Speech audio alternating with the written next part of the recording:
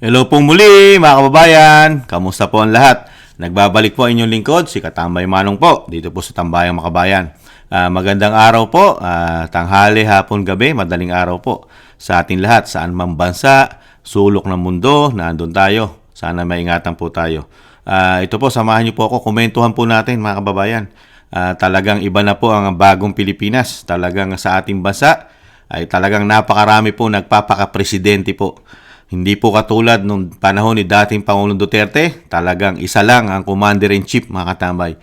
Isa lang ang sinusunod ng ating mga kapulisan, ng ating Armed Force of the Philippines, ang ating AFP, ay isa lang po ang mga general natin, mga Coast Guard natin, isa lang ang sinusunod. Ngayon, ibang klase na po.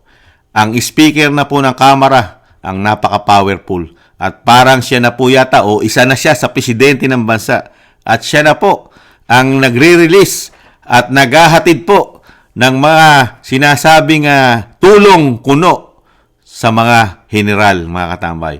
At siya na mismo ang nagsabi, lalo po sa sinasabing 150 pesos dagdag allowance sa mga ito. Ibang klase, no? Doon pa ginanap sa House of Representatives. Ibang klase. Samantalang trabaho ito ng executive, Trabaho ng executive. Hindi ito trabaho ng speaker katulad ng legislative. Ibang klase na po sa bansa natin. Iba pala pagka sinasabi ni dating Pangulong Duterte na meron kang weak leader. Ganito po pala pagka sinasabi yung sinabi ni dating Pangulong Duterte, pagka merong weak leader na presidente, ganito pala ang sistema. Marami palang tatayo na presidente. At yung sinasabi rin ni Kati Binag, pagka ang presidente ay drug addict, drug user, ganito nga pala ang mangyayari yata, mga katambay, sa ating bansa. Maraming tatayo at aakto na presidente. Isang speaker, isang kamag-anak, isang pinsan. Panoorin po natin ang kaganapan sa House of Representatives. Ang tumatayo na isa yata sa presidente ng Pilipinas na meron daw po tayong weak leader.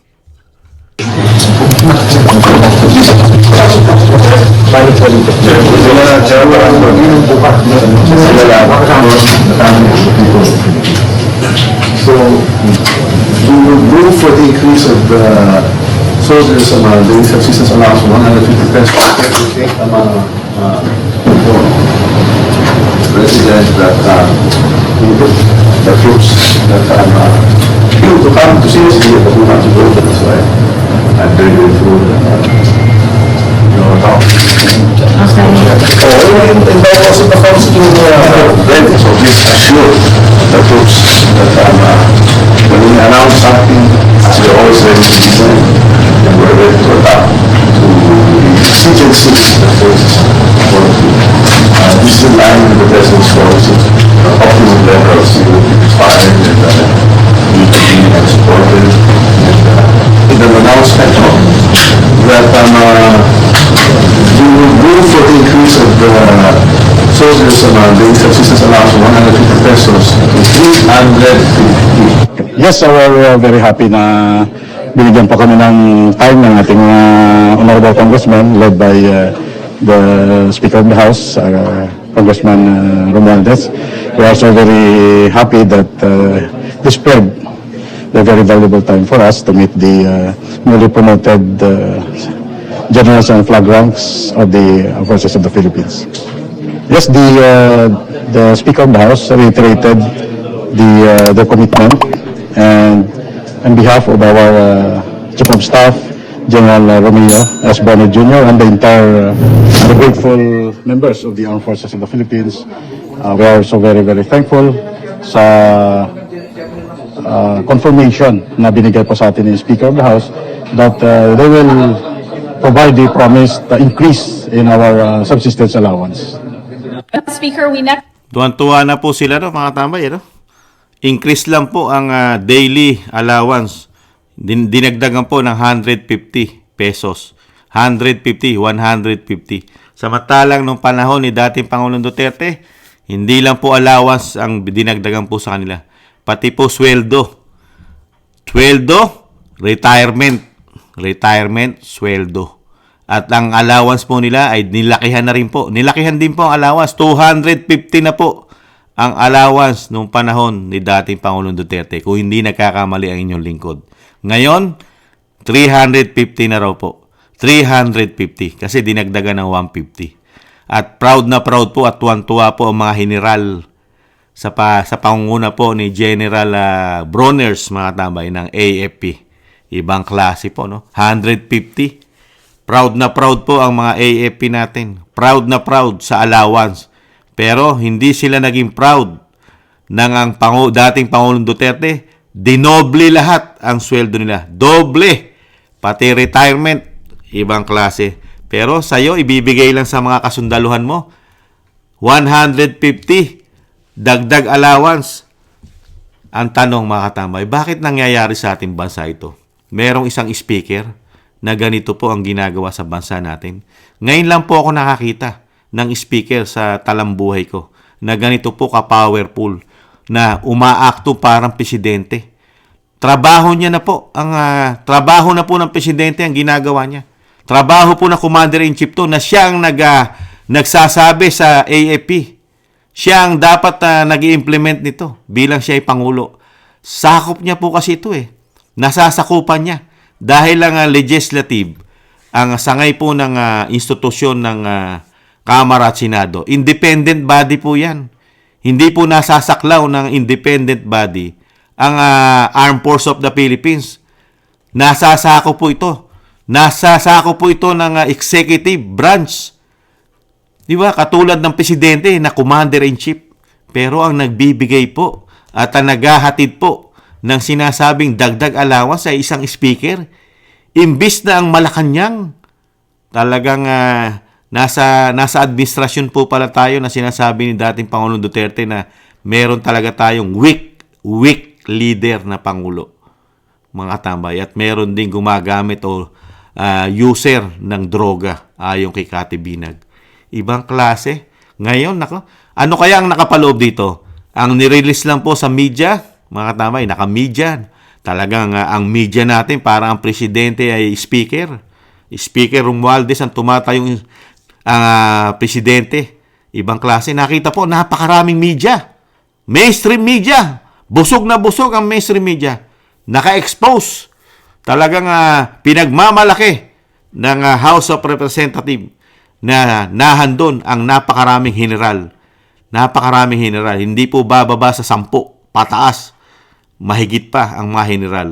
Ang tanong ni Kamanong, paano naman kaya yung mga sinasabing under the table na usapan? Dahil alam naman natin na talagang nagsalita po ang ating dating Pangulong Duterte. Nagsalita po kasi, di ba, na pagdating po sa mga general, yung kanyang salita na lang po iniintay, di ba, kay dating Pangulong Duterte. Na yung men in uniform natin ay majority na nagtitiwala sa dating Pangulong Duterte. At kung gustuhin man ng dating Pangulong Duterte, isang salita niya lang. Kaya lang, hindi gagawin ng dating Pangulong Duterte yon. Dahil nga, ginagalang niya pa rin ang demokrasya sa ating bansa. Kaya lang, pagdating naman dito sa kabilang bakod, ibang klase naman po ang paniniwala nila. Hindi po nila ginagalang ang demokrasya. Yung halal ng bayan ay pilit na pinatatalsik. Ngayon, ang nakikita na inyong lingkod, kaya po ito siguro ginagawa ng isang speaker, ay siyempre para kunin o hingin o talagang kunin niya ang tiwala ng mga general para po hindi sila magkaproblema, mga katambay. Dahil nakikita naman po natin, tayong mga Pilipino ay marami na tayong tanong, question at hindi nagugustuhan sa pamamahala daw po ayon na mismo sa dating Pangulong Duterte na weak president. Marami na pong hindi nakakagusto sa kanyang panunungkulan. Katulad nito, presidente ka ng Pilipinas, di ba? Magkakaroon ng tanong sa iyo ang mga Pilipino, bakit ang gumagawa niyan, Mr. President, ay ang iyong pinsan? Bakit hindi ka? Hindi ikaw ang gumagawa. Bakit po, Mr. President? Bakit hindi ikaw ang gumagawa? Bakit ang speaker? Tanong ng mga Pilipino yan. Yung trabaho ng isang presidente, pinsan mo gumagawa. Bakit? Baldado po ba kayo? May sakit na po ba kayo na hindi na kayo pwedeng bumangon? Di po ba? Anong klaseng presidente yan? Napaka-busy mo naman yata ni hindi ka nga na-interview ng mga Pilipino. Ni hindi ka nga nagre-report. Karamihan recorded pa. Karamihan mainstream media. At detalyado pa ang mga tanong. Mga katambay, painggan po natin yung pahayag po ni Sal Panelo about po sa mga general at sa mga kasundaluhan. Kaya makapag-iisip po mga Pilipino bakit gigil na gigil ang speaker. Dahil unang-una, di ba, yung ginagawa nilang pagpapabagsak sa Vice President ay illegal na. Hindi na naayon sa batas, sa napakarami po nila nilalabag na batas na itong Kongreso. At ang tiwala ng mga Pilipino ay 90% na po ang hindi nagtitiwala. Mahigit 90% na ng mga Pilipino hindi nagtitiwala sa House of Representatives. Kaya kinakabahan na po yan. Lalo ang speaker, kakabahan talaga yan dahil sinusukan na po ng mga Pilipino ang mga congressman natin sa ating bansa. Lahat sila, alam mo, maniwala ka. Si Presidente nga ang pumipigil sa military. Ayaw niya ng coup. Ang dami na lumapit sa kaya. Ayaw ko ng bloodshed. So, you're saying that active and retired military personnel ay lumalapit kay dating Maraming lumalapit sa kanya. At sinasabi pong O edi, ano pa? ano po? O edi, mag-take over sila. Kasi kahit nung presidente That's pa yan. serious. Nung presidente pa yan. Tingnan niyo po mga tambay, napakaraming lumalapit kay dating Pangulong Duterte. Ayaw na rin kay Atty. Sal Panelo. Pero ayaw ng dating Pangulong Duterte. Napakadali. Kasi yung sinasabi ko nga, ilan lang po yan? Mga general, karamihan po general yung nandyan. General, ilan lang po yan? Wala po 100 general ang nandyan. Kung hindi po nagkakamali si Kamano, mga 17 pataas lang yan. Gaano po karami ang ating AFP? Mga kapulisan, mga Navy, mga Marine. Di ba? Gaano karami yan? Di ba? Mas marami po ang hindi general dyan na hindi po nila nagugustuhan na nangyayari po sa ating bansa. Na meron po tayong weak leader na katulad po ng Pangulong Marcos Jr. Ayaw na rin po ito. Ayaw na sa dating Pangulong Duterte. At drug addict daw. Ayaw pa kay Cathy Binag. Ibang klase, no? Kaya makikita po natin ang napakahina at mahinang leader. Hindi po ito nangyari. Kahit po kay Pinoy, kay dating Pangulong Aquino, hindi po nangyari ito. Na speaker ang tumatayong leader pagdating sa Armed Forces of the Philippines. Sa AAP natin, nakita pa natin na speaker ang napagkikita natin noong panahon ni Pinoy. Hindi Ganon din po sa panahon ni Gloria, ng dating Pangulong Gloria Arroyo. Nanungkulan po yan na hindi bababa ng 10 taon. Pero nakita po natin, puro siya ang Commander-in-Chief. Ganon din po kay Erap. Ganon din po kay Ramos. Ganon din po siyempre kay Aquino, yung nanay ng Pinoy. At lalong-lalo kay dating Pangulong Duterte. Hindi po nagkaganyan ang ating bansa. Kaya nakakahiya. Mas nakakahiya ang ating Pangulo sa buong bansa. At nakakahiya rin po, hindi lang sa buong bansa nakakahiya ang Pangulo, sa labas ng bansa. Mawawalan ng respeto ang mga ibang bansa, ang mga leader, pag nalaman na ganito ang sistema ng Commander-in-Chief natin. Iba ang tumatayong Commander-in-Chief, talagang mga general, diretso sa House of Representatives. At ikaw ang magpapamigay, ikaw ang maghahatid ng sinasabing dagdag allowance, hindi ang Pangulo. Ibang klase ka. Ibang klase ang ating bansa. At ang sinasabi ko mga tamay, gaano naman kaya ang sinasabing closed door meeting? Kasi yung pinakita po ng media, hindi po close yun. Expose po yun expose. Dahil nga po, yung ibinigay po mga allowances sa mga kasundaluhan po yun. Paano naman kaya yung mga allowances ng mga general, mga kababayan? Yung binigay pong 150 sa mga kasundaluhan, mga tambay. Di ba? 150 dagdag allowance. Yung sa mga general kaya. Nagtatanong lang si Kamanong, magkano naman kaya sa mga general yung mga pasobre, yung monthly allowance, mga tambay, yung mga pasobre kaya? Magkano kaya? Kasi yung mga vlogger yung mga vlogger na bumabakbak, kalahating milyon every month. Kalahating milyon ng mga vlogger, mga kababayan. Paano kaya yung mga mainstream media na nakita po natin na nanggugumigil, expose na expose ang Martin Romualdez ang speaker? Gaano naman kaya yon? Ang vlogger, kalahating milyon. Magkano naman kaya ang mainstream media? Magkano naman kaya ang mga congressman na suportado po ang House of Representative ang speaker?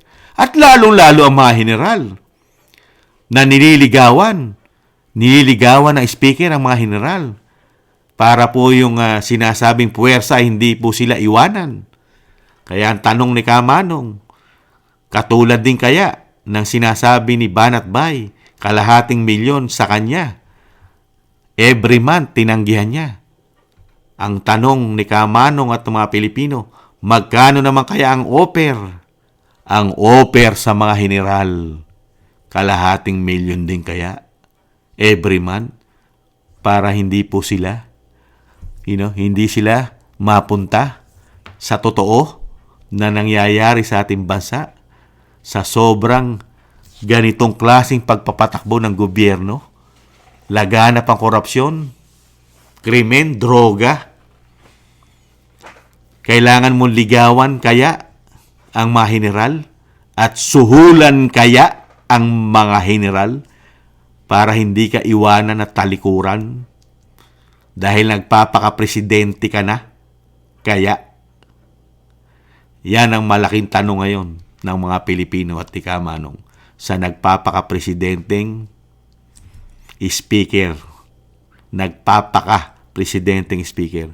At dyan din po nagsisimula ang napakalaking korupsyon na sinasabi ni dating Pangulong Duterte, ang pinaka-worst, pinaka-bulok, pinaka-raten, pinaka-corrupt na institusyon.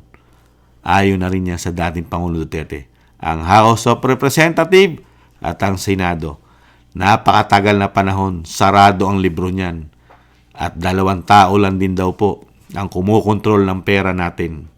Ayon na rin sa Vice President. At natuklasan ng Vice President ang isang damukal na extraordinary dinadagdag nila sa mga ahensya.